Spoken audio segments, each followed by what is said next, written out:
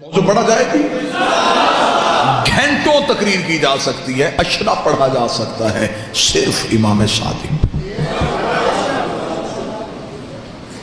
وہ میرا بادشاہ، علوم کیسے پھیل رہے ہیں، لوگ پڑھنے آ رہے ہیں، کوئی کسی مذہب سے، کوئی کسی مذہب سے، کوئی کسی مذہب سے۔ ایک شخص آ گیا، اس نے کہا میں پڑھنا چاہتا ہوں لیکن تیرے اللہ کو نہیں ماننا۔ امام نے کہا چل میرے اللہ کو نہ مان، کسی اللہ کو تو مانتا ہے، تیرا اللہ کون ہے؟ اس نے کہا میرا اللہ کوئی بھی نہیں۔ امام نے کہا سجدہ کسے کرتا ہے؟ اس نے کہا کسی کو بھی نہیں۔ کس کی عبادت کرتا ہے؟ اس نے کہا کسی کو بھی نہیں۔ اللہ کی طاقت؟ اس نے کہا میں نہیں مانتا۔ یہ دنیا کیسے بنی؟ اس نے کہا خود ہی۔ اس نے کہا میں دہریہ ہوں، میں لا مذہب ہوں، میرا عقیدہ ہے ہر چیز خود وجود میں آئی ہے، خود فنا میں بدل جائے گی، اور یہ عقیدہ آج بھی ہے، آج بھی مذہب کے موجود ہے۔ اس نے کہا میں لا مذہب ہوں، میں قائل نہیں ہوں۔ اب بتائیں پڑھائیں گے کہ نہیں؟ میں نے کہا پڑھائیں گے۔ پڑھنا کیا چاہتا ہے؟ طب سیکھنا چاہتا ہوں، حکمت سیکھنا چاہتا ہوں، حکیم بننا چاہتا ہوں، میڈیکل سیکھنا چاہتا ہوں۔ امام نے کہا پڑھائیں گے۔ پڑھنا شروع ہو گیا، مسلسل امام کی یونیورسٹی میں مکتب میں آ رہا ہے اور امام سے درس لے رہا ہے۔ ایک دن بیٹھ کے حلیلے کے بیج کوٹ رہا تھا۔ بزرگ دعا فرما رہے ہیں میرے لیے بڑی سعادت۔ امام کو خبر ہو گئی کہ اب لوہا گرم ہے، وہ بیٹھ کے حلیلے کے بیج کوٹ رہا ہے۔ امام قریب گئے، قریب جا کے امام پتھر پہ بیٹھ گئے۔ امام نے کہا دیکھ تو میرا بڑا شاگرد قابل ہے، جو میں تجھے پڑھاتا ہوں تو سیکھتا ہے اور اس پہ عمل کرتا ہے، آج کوئی امتحان لے؟ جی مولا لیں۔ امام نے فرمایا کیا کر رہا ہے؟ مالک آپ نے کل والے درس میں بتایا تھا کہ حلیلے کے بیج کوٹ کے ایک صفوف تیار ہوتا ہے جو جلد کے امراض کا علاج ہوتا ہے۔ امام نے کہا اچھا، تو اس پہ تجربہ کر رہا ہے؟ جی تجربہ کر رہا ہوں۔ امام نے فرمایا چل تو مجھے اسی پہ سوال کرتے ہیں، دنیا میں پہلے بیج آیا تھا یا درخت؟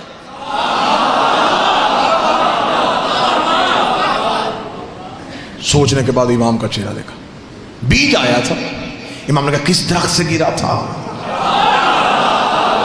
بیٹھے چلے گئے۔ اس نے کہا پھر درخت آیا ہوگا۔ امام نے کہا کس بیج سے اگا تھا؟ پریشان ہو گیا، پریشان ہو گیا، نے کہا مولا کچھ چند دن ہوئے ہیں آپ کے مکتب میں آئے ہوئے، جتنا کچھ میں نے سیکھا ہے اس سے تو استاد محترم میں اسی نتیجے میں پہنچا ہوں کہ زمین کے اندر چند مادے رہتے ہیں جو نظر نہیں آتے، اور کچھ مخصوص وقت میں وہ مادے ایک جگہ پہ اکٹھے ہو کے ایک بیج کی صورت اختیار کر لیتے ہیں۔ امام نے دہریے کے کاندھے پہ کہا اب بتا ان مادوں کو اکٹھا کرنے والا کون ہے؟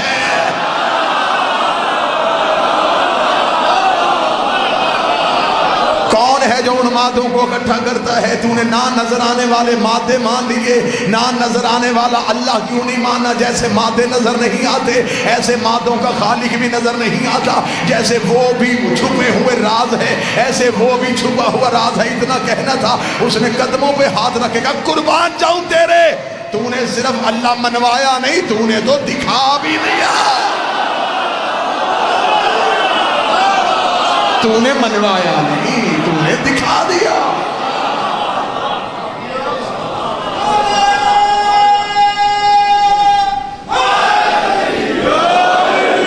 آج کے دور میں بھی، آج ہمارا بچہ 3.5-4 سال کا ہو جائے تو ہم اسے تعلیم کے لیے بھیجتے ہیں، پلے گروپ میں بٹھاؤ، اسے KG میں بٹھاؤ، نرسری پریپ، تاکہ یہ سیکھے۔ تو جب وہ بچہ پہلے دن جاتا ہے تو اسے کسی لفظ کی تمیز نہیں ہوتی، تو اسے ٹیچر جو ہیں وہ کلرز نیم یاد کرواتے ہیں۔ ایسا ہے یا نہیں ہے؟ نہ بھی بچہ اسکول جائے تو بچہ گھر میں بھی ہو نا، تھوڑا بچے کی شعور کی آنکھ کھلے تو بچہ رنگوں کی طرف متوجہ ہوتا ہے، پھیکے ہوئے رنگ، جیسے جیسے وہ کلر دیکھتا جائے گا بچہ لپکے گا۔ رنگوں کے ساتھ پڑھانے کا طریقہ سب سے پہلے میرے اس مولا نے متعارف کروایا۔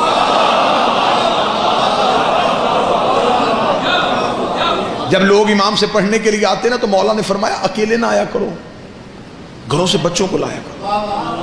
کہا مولا اس لیے نہیں لے کے آتے، ہم نے پڑھنا ہوتا ہے، وہ شرارتیں کرتے. امام نے کہا تمہیں نہیں پتا حجت کی محفل میں کوئی شرارت نہیں کرتا. آیا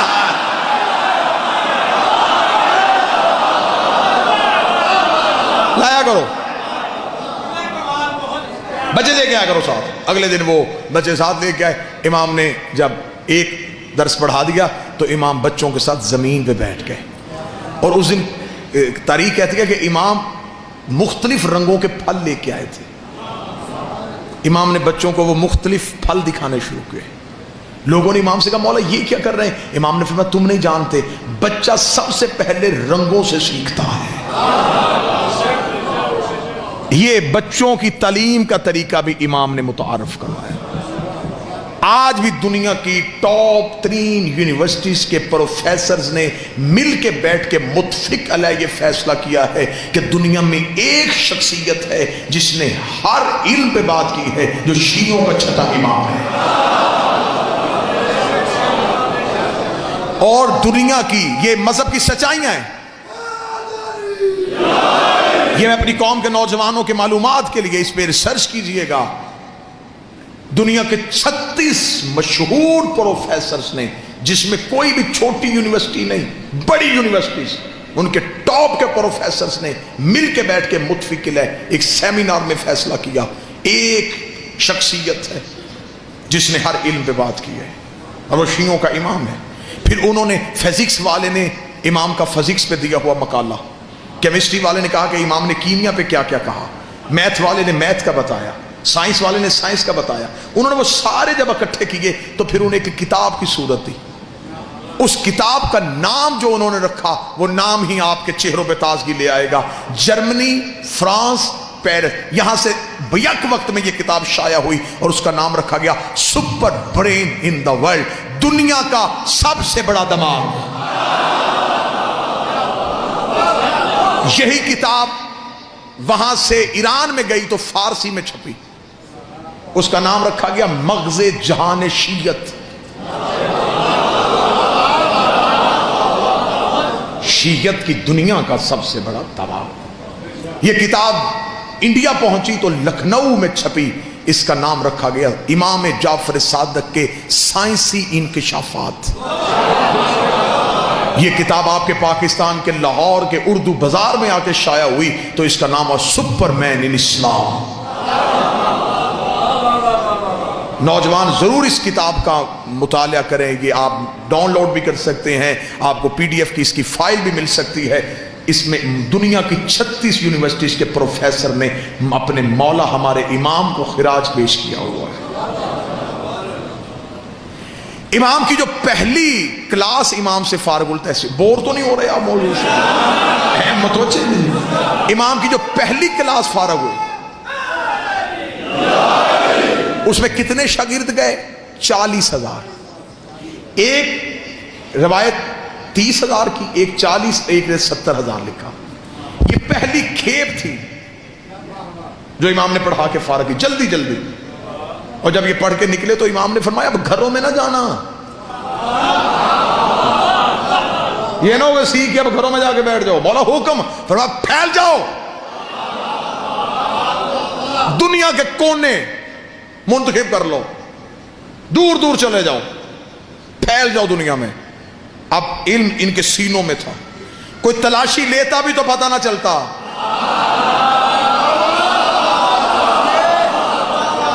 امام نے سینوں میں علم کا بارود بھرا. امام نے مجاہد تیار کر کے علم کے بھیج دیے. امام نے کہا پھیل جاؤ. اب یہ دنیا کے کونوں کونوں میں انہوں نے گھوڑے دوڑائے، چلے گئے. یہ شہروں کو جا کے آباد کرنا شروع کیا، لوگوں کو اکٹھا کرتے، آؤ تمہیں بتائیں، نیا علم سکھائیں. جب یہ بتاتے تو وہ لوگ حیران ہو کے دیکھتے، اتنا کچھ تم کہاں سے سن کے آئے ہو؟ وہ کہتے کالا صادق، ایک سچے نے کہا ہے. آیا کالا صادق، کالا صادق، کالا صادق، کالا صادق. سچے نے کہا، سچے نے کہا، سچے نے کہا. 70,000 شاگردوں نے جو دنیا کے کونے کونے میں جا کے کہا کہ ایک سچے نے کہا، تو دنیا کے کونے کونے میں پتا چل گیا کہ سچا ایک ہی ہے. آیا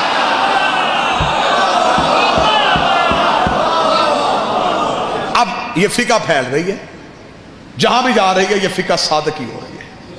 آپ کے مذہب کی ابتدا پڑھ رہا ہوں. واللہ با حسین اتنا ظلم ہوا ہے اس مذہب کے علم کے ساتھ. شیخ توسی کے قبلہ تشریف فرمائیں کی تائید، شیخ توسی ہمارے مذہب کا، ان کے دور تک امام کے 400 کتب امام کی موجود تھی، کلمی نسخے. سقوط بغداد جب ہوا تو پھر علماء کہتے ہیں صرف 33 کتابیں بچی، باقی ساری کتابیں ضائع کی گئیں. شیعوں کا علمی ذخیرہ بالکل تباہ کیا گیا. 33 کتابیں بچی. جتنا کچھ آج بیان ہو رہا ہے یہ ان 33 میں سے ہے.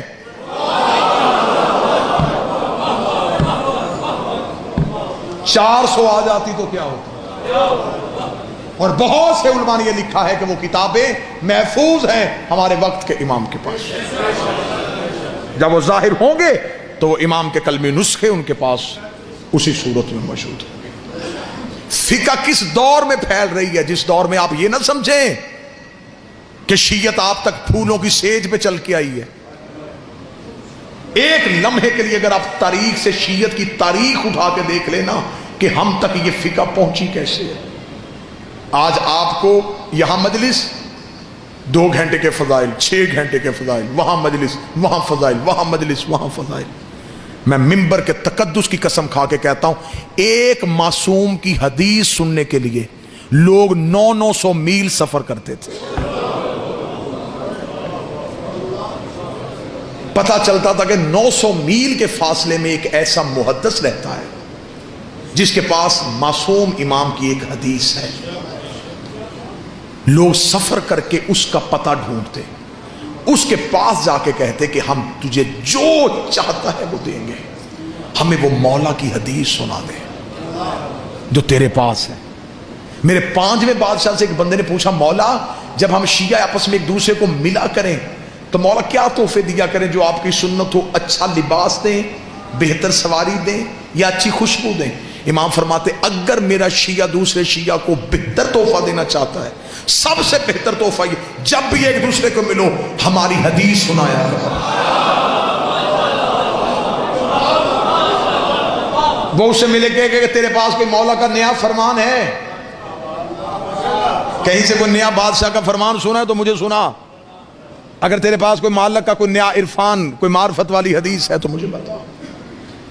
یہ ابتدا ہے شیعت کی، یہ آغاز ہے شیعت کی. اگر آپ بالکل جلدی میں زیادہ سے زیادہ نہیں تو 7-8 منٹ میں میں آپ کو ایک قصہ سنا دوں کہ کتنی مشکل تھی اس دور کی شیعت. کہ ایک شخص نے کوفے میں، شیعہ نہیں تھا، غیر شیعہ تھا، امام کی فقہ جو ہے سرکاری طور پہ نافذ نہیں تھی، فقہ دوسری نافذ تھی. اس شخص نے غصے میں اپنی زوجہ کو طلاق دے دی. صبح کو اٹھ کے اس نے علماء سے رجوع کیا. حل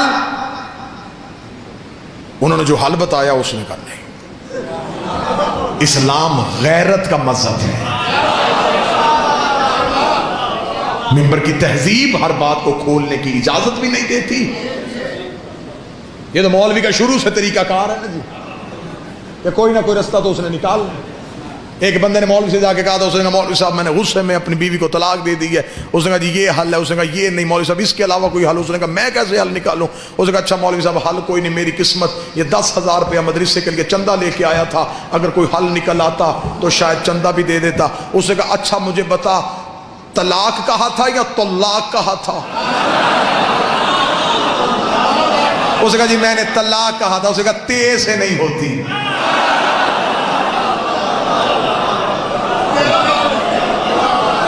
تیرا مخرج ہی ٹھیک نہیں تھا، تو طلاق کہتا.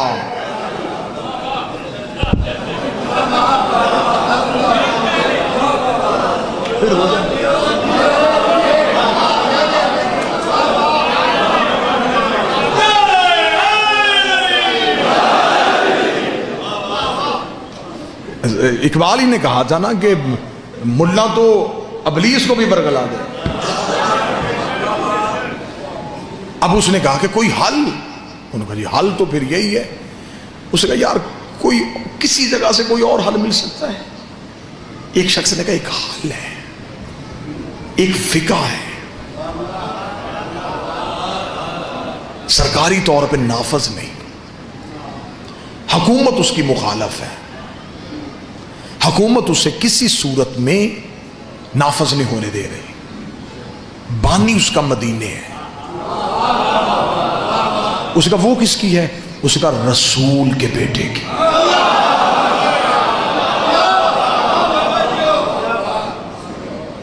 اب اس دور میں نہ پریس نہ میڈیا، اس نے کہا کوئی رسول کا بیٹا موجود ہے وہاں پہ؟ وہاں ہے۔ اس نے فوراً وہاں سے نکلا اور مدینہ وہاں پہنچا تو وہاں مدینے بازار میں ایک کوفے کے رہنے والے دکاندار سے ملاقات ہو گئی جو تجارت کے لیے مدینے تھا۔ اسے جا کے ویسے ہی حال احوال پوچھنے کے بعد بے نیازی میں کہنے لگا یار امام جعفر صادق، اس نے اتنا کہا، یا دکاندار نے دوڑ کے آ کے منہ پہ ہاتھ رکھا، منہ پہ ہاتھ رکھ کے شہر سے باہر لے گیا۔ شہر کے باہر تنہائی میں جا کے کھڑا کر کے کہنے لگا دوبارہ یہ نام نہیں لینا۔ کیوں؟ اس نے کہا تو نہیں جانتا، انہیں گھر میں پابند کر کے رکھا ہوا ہے، گلی میں فوجی ہے، مخبروں نے اس گلی میں کرائے پہ گھر لیے ہوئے ہیں کہ کون امام سے ملنے آتا ہے۔ حاکم کی طرف سے اتنی سختی ہے کہ جو نام لیتا ہے اگلے دن شہر میں اس کی لاش ملتی ہے۔ تو کوفے کا تھا، اس لیے میں تجھے سمجھانے شہر سے آ گیا، واپس چلا جا، اب مدینے شہر کا رخ نہ کرنا۔ یہ کہہ کے وہ مدینے کی طرف چلا، یا وہ شخص پیچھے چلا۔ اس نے کہا اب کہاں آ رہا ہے؟ اس نے کہا اب ملوں گا، اب یقین ہوگا یہ سچا ہے۔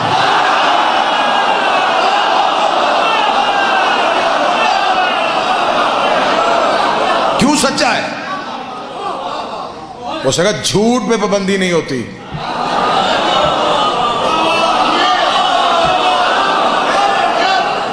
پابندی لگے یا کوئی لگوائے،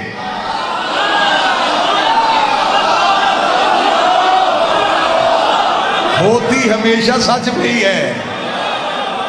سچ ہوتا ہے کڑوا، حقیقت نکلنی بڑی مشکل ہوتی ہے۔ اس کا وہ سچا ہے، اب اس سے میں نے ملنا ہے۔ اس کا پھر ٹھیک ہے، قتل کے لیے تیار ہو جائے۔ اس کا مر تو میں پہلے ہی گیا ہوں، اب میں ملوں ہی ملوں۔ وہ گیا، جا کے اس نے جب پتہ کرتا کرتا کرتا پہنچا تو حالت کیا ہے؟ گلی میں فوجی، چھتوں پہ سپاہی، تلواریں، مخبروں کی آنکھیں دروازوں سے، اتنا وحشت ناک ماحول۔ واپس پلٹ آیا، دوسرے دن پھر وقت تبدیل کر کے گیا، حالات ہوئے، تیسرے دن رات کے وقت گیا، جس سے کہا نہیں ملاقات نہیں ہو سکتی، اتنا سخت پہرا، اتنی سختی۔ تیسرے دن مدینے کے باہر بیٹھا سوچ رہا تھا واپس جاؤں، نہیں ملاقات ہوگی، یا ایک لمحے کے لیے ذہن میں خیال آیا، آنکھیں بند کی، بند کر کے اب لب نہیں ہل رہے، اب یہاں سے بولنا شروع ہوا، تجھے تو پتا ہے کہ میں ملنے آیا،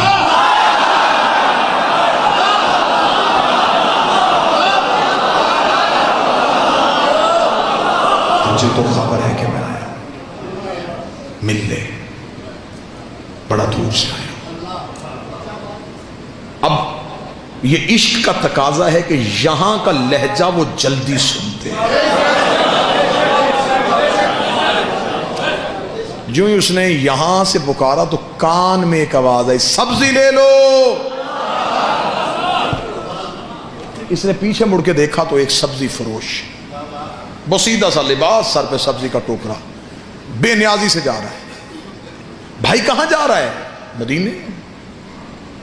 کیا کرتا ہے؟ اس کا سبزی بیچتا ہوں۔ بھائی کبھی محلہ بنی ہاشم میں گیا ہے؟ روز جاتا ہوں۔ کبھی امام سے ملا ہے؟ نہیں ملا تو نہیں ہوں، لیکن میں چاہتا ہوں، کیونکہ میں کسی سے کوئی میرا تعلق نہیں، میں تو دکاندار ہوں، میں سبزی بیچتا ہوں۔ اچھا تجھے کوئی روکتا نہیں؟ مجھے کیوں روکنا، میں تو اپنے کاروبار کے لیے آتا ہوں۔ بھائی سبزی بیچے گا؟ کیا لے گا؟ نہیں ساری دے۔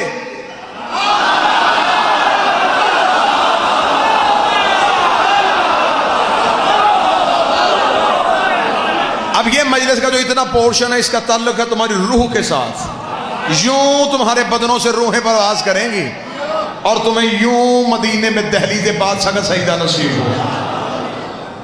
اچھا ساری سبزی بیچ بھائی، لباس بدل لے. یہ میرا نیا لباس ہے، قیمتی ہے، یہ لے لے، یہ بسیدہ لباس دے دے. لباس تبدیل ہوا، سبزی کا ٹوکرا سر پہ لیا. مدینے کے سیال کوٹ میں جملہ ضائع ہو گیا تو پھر آج کے بعد اس موضوع پہ یہ جملہ میں ممبر پہ پڑھوں گا ہی نہیں. کتنا اچھا تھا، سبزی فروش بن گیا، ضمیر فروش نہیں بنا.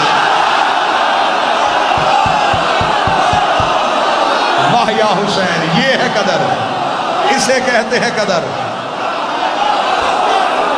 سبزی فروش بن گیا،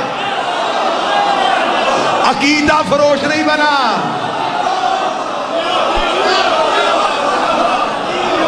عقیدہ نہیں بیچا.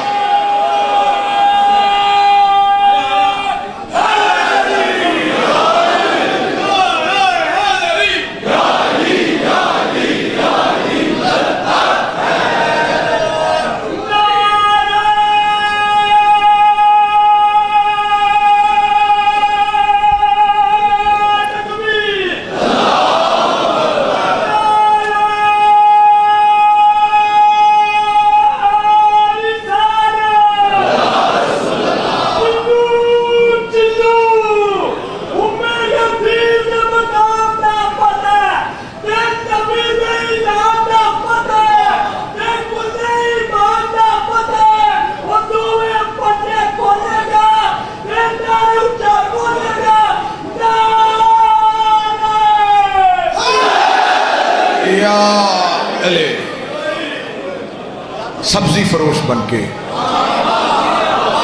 یوں مدینے میں داخل ہو. مدینے شہر میں داخل، سبزی لے لو، سبزی لے لو، سبزی لے لو. گزرتا گزرتا محلہ بنی ہاشم تک پہنچا. پہلی چیک پوسٹ پہ سپاہیوں نے روکا.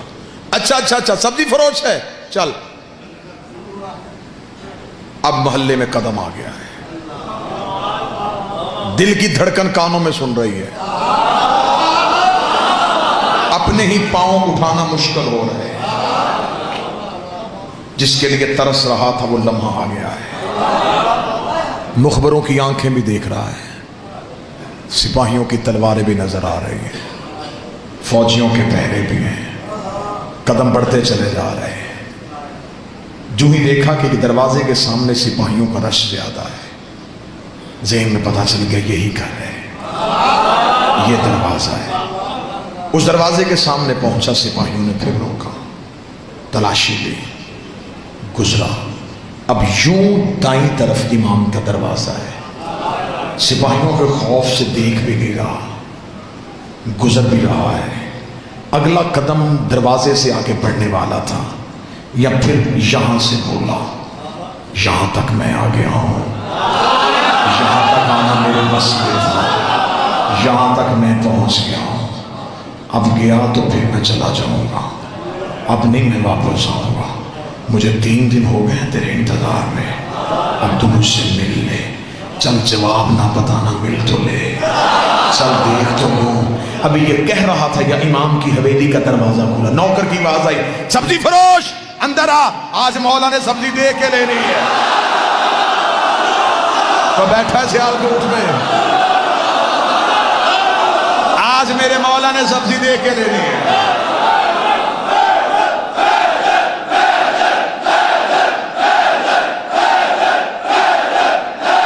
سارے بولو مل کے حیدری.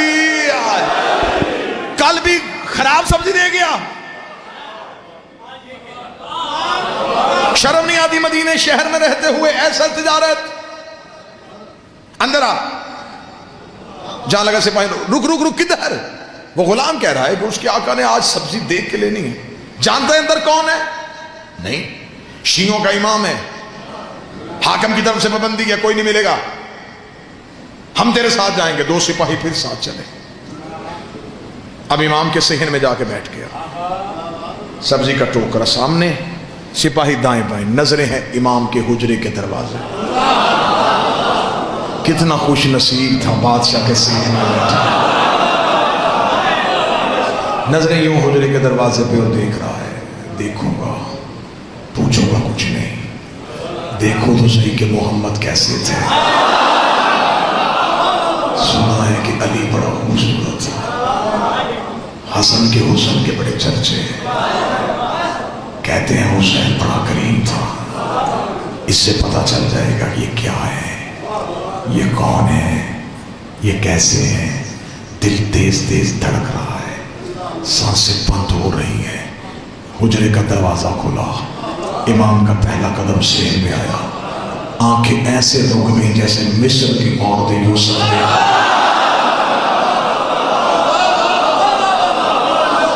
انگلیاں نہیں کٹیں، دل ہی کٹ گیا، خود ہی کٹنا شروع ہو گیا۔ امام کے قدم چل رہے ہیں، سر پہ رسول والا امامہ، علی والی دستار، عصائے موسیٰ کو ہاتھ میں لیے ہوئے، حسین جیسا چہرہ، حسن جیسا ماتھا، سجاد جیسی آنکھیں۔ چلتے چلتے امام سبزی کی ٹوکری کے قریب بیٹھ گئے۔ امام نے یوں کپڑا ہٹایا، یہ صرف رخ امامت کو دیکھ رہا ہے، سوالی سوال کو بھول چکا تھا، یہ اپنے مقصد کو بھول چکا تھا، یہ صرف چہرہ امام کی زیارت کر رہا تھا، یہ خوشبو امامت کو اپنے اندر محسوس کر رہا تھا۔ یا تھوڑی دیر کے بعد ہم سے اپنا چہرہ امام کے قریب کیا، ابھی بولنے کے لیے لب کھولنے لگا تھا، یا امام نے جھکی نظروں سے کہا تیری طلاق نہیں ہوئی۔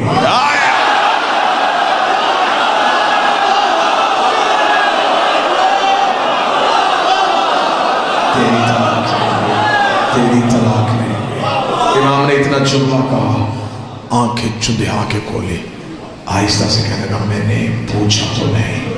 امام نے کہا ہم سوالوں کے محتاج ہیں۔ اب سپاہی سمجھ رہے تھے کہ سودا ہو رہا ہے، قریب چہرہ کر کے کہنے لگا 3 دن ہو گئے مجھے، آپ مل ہی نہیں رہے تھے۔ امام نے کہا تو ویسے پکار ہی نہیں رہا تھا۔ شیعت پھیل رہی ہے، شیعت کا ابتدا سنا، مولا آج واپس چلا جاؤں گا۔ آپ نے جواب دے دیا کہ نہیں ہوئی، شہر جاؤں گا، کوفے کا مفتی بڑا ظالم ہے، وہ مجھے کہے گا صرف نہیں سن کے آ گیا، دلیل تو لی کوئی نہیں، مولا کوئی دلیل دے تاکہ اس کا منہ تو بند کر سکو۔ کاش وقت ہوتا، امام آیتیں پڑھتے، امام حدیثیں پڑھتے، اب وقت نہیں ہے، اسے بھی بچانا ہے، گھر بھی بچانا ہے۔ امام نے کہا صاحب کہ کوفے کے مفتی کو صرف اتنا کہہ دینا تو نے طلاق دی تھی، غصے میں، غصہ ہوتا ہے حرام، حرام حالت میں حلال کام نہیں ہو سکتا۔ واہ یا علی، واہ یا علی۔ اب کون لائے گا اس دلیل کا جواب؟ اتنا کہنا تھا بس، آخری جملہ اور منبر کا اتنا کہنا تھا یوں اس نے۔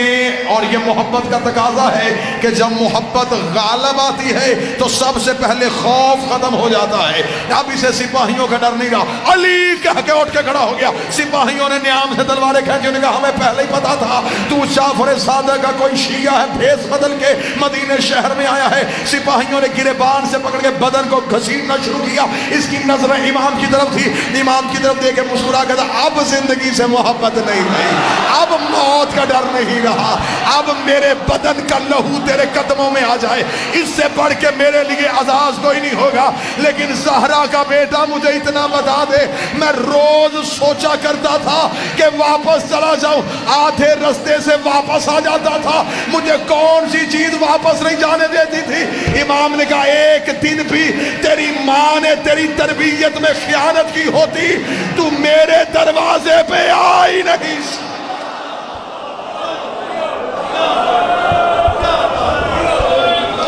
تو آ گیا امام کے گھر پہ اس لیے کہ تیری ماں اچھی تھی، محبت ہے آپ کی، یہ پیار ہے سیالکوٹ کا، میں مقروض ہوں آپ کی محبتوں کا۔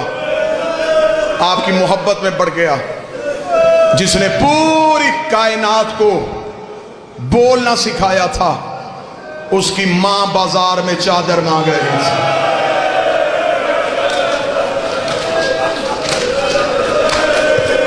بیٹھے ہیں سارے جنازے کے انتظار میں. میں مصیب پڑھنے سے پہلے اپنے وقت کے بادشاہ سے معافی مانگوں گا. مولا مجھ نوکر کو معاف کرنا، میں تیرے جد کے فضائل پڑھنے میں اتنا مگن تھا. مولا جنازے میں دیر ہو گئی. آج کے جنازے میں دیر اس لیے بھی نہیں کرنی چاہیے تھی کہ اس جنازے کو کاندھا دینے کے لیے وہ آیا ہے جو 14 سال کا تھکا ہوا ہے، جس کی کڑیاں بھی نہیں کھلی تھی، جس کے زیور بھی نہیں اترے تھے. وہ آج جنازے کو کاندھا دے کے رو کے کہے گا میرا تو کسی نے نہیں اٹھایا اور میں اپنے بابے کا جنازہ اٹھا رہا. جتنے مات میں بیٹھے ہو کوشش کروں گا شہادت کے 2-4 جملے پڑھ سکوں. غربت میں اس کی اپنی مثال. یہ جتنے مات میں بیٹھے ہو نا، میں ولبہ حسین اشرا ہوتا تو میں امام صادق پہ پڑھتا. عزاداری طریقہ ہی اس مولا نے سکھایا. یہ جو ہم ماتم کرتے ہیں نا، یہ جو ہم روتے ہیں، اس کی تہذیب بھی ہمیں اس بادشاہ نے سکھائی ہے. عزاداری کے طریقے اس مولا نے سکھائے ہیں. اس کی پہلی نشانی بتاؤں، مدینے کے لوگ کہتے ہیں ہم محرم کا چاند آسمان پہ نہیں دیکھتے تھے. وہ کہتے جعفر صادق کے گھر سے رونے کی اتنی آوازیں آتی ہمیں پتہ چل جاتا کہ محرم کا چاند طلوع ہو گیا ہے. امام بارگاہوں میں، گلیوں میں، چوراہوں میں رونے والوں، تم روتے ہو تھوڑی دیر کے لیے، بیٹھ کے روتے ہو. روتے روتے کوئی مرد مومن چہرے پہ اپنے ماتم کرے، کوئی پرسا دے، ساتھ والا مومن ہاتھ پکڑتا ہے، کوئی گر جائے، ساتھ والا مومن پانی پلاتا ہے. اگر برداشت کر سکو تو میں پڑھوں روایت. رکھ میرے سر پہ قرآن، مدینے کا رہنے والا ہے، نام اس کا یحییٰ ہے. اس نے روایت کیا، اس نے کہا 1 سال میں مدینے میں تھا، میں نے دیکھا کہ لوگ ٹولیوں کی صورت میں جعفر صادق کے گھر کی طرف دوڑ رہے تھے. میں نے پوچھا کیا ہوا؟ انہوں نے کہا محرم کا چاند آ گیا ہے، ہم امام کو پرسہ دینے جا رہے ہیں. وہ کہتا میں بھی اسی رش میں شامل ہو گیا. یحییٰ کہتا جب میں گیا، امام کے دروازے پہ لوگوں کا رش تھا، جعفر صادق کے دروازے پہ لوگوں کا ہجوم تھا. یحییٰ کہتا میں نے بھی اپنا گریبان کھولا، میں بھی امام کے دروازے پہ کھڑا ہو گیا. یحییٰ کہتا میں اپنے پنجوں پہ کھڑا ہو کے میں نے دیکھا کہ کوئی شخص زمین پہ لیٹ کے رو رہا ہے. وہ کہتا میں نے ایک بندے سے پوچھا یہ کون ہے؟ اس نے منہ پہ پیٹ کے کہا یہ ہمارا امام ہے، نام جس کا جعفر صادق ہے. وہ کہتا میں نے حالت دیکھی، بطول کا بیٹا کبھی دائیں کروٹیں لیتا، کبھی بائیں کروٹیں لیتا. وہ کہتا میں روتا روتا قریب گیا، میں نے قدموں پہ ہاتھ رکھ کے کہا او کائنات کو صبر سکھانے والے، تیری یہ حالت کیوں ہو گئی ہے؟ امام نے انگلی کا اشارہ کر کے کہا وہ چاند طلوع ہو گیا جس نے میری ماں کو زخمی کر دیا، جس نے میری ماں کی ردائیں چھین لی. 2 منٹ میں اشارہ کروں تو تبوک لانا. سارا سال اس امام کے دکھ نہیں پڑے جاتے. جہاں اتنا بیٹھے ہو، 7 یا 8 منٹ اس مولا کے درد سننا. قبر مبارک کہاں؟ بقیہ میں. آج بھی ماں کے پہلو میں ہے. وہاں ایک ماں، 4 بیٹے، 5 کی غربت ہی علیحدہ. حسین کی لاش 3 دن بغیر کفن کے پڑی رہی. آج کربلا جا دیکھو، حسین کے روزے، حسین کا صحن، حسین کا محل بنا ہوا ہے. غازی کے بازو قلم ہوئے، غازی کا روزہ ہے. اللہ جانے کتنے دکھی کیا ہے ان اماموں کو. آج بھی دھوپ کی چادر ہے، آج بھی قبر پہ چراغ کوئی نہیں.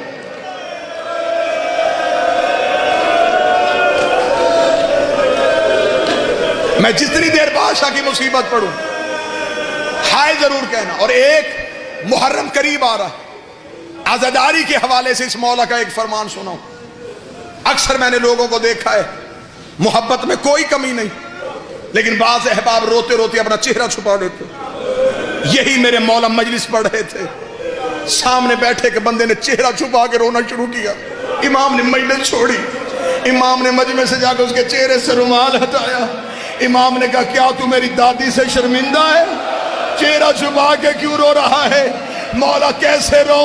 امام نے فرمایا ایسے رو جیسے بوڑھی ماں جوان بیٹے کی لاش پہ روتی ہے، تجھے خبر ہی نہیں کہ ہمارا نقصان کتنا۔ چیخے مار کے رونا اس مولا کی سنت ہے۔ شکل کے بگڑنے کا خوف کبھی نہ کرنا، مرتے ہوئے اس کی شکل نہیں بگڑتی جو حسین کے غم میں اونچی آواز میں روئے۔ دوسری تہذیب اس مولا کی، مولا جس جگہ پہ مجلس ہوتی تھی، مولا مجلس میں آتے، مولا بیٹھنے سے پہلے اس جگہ کو چومتے۔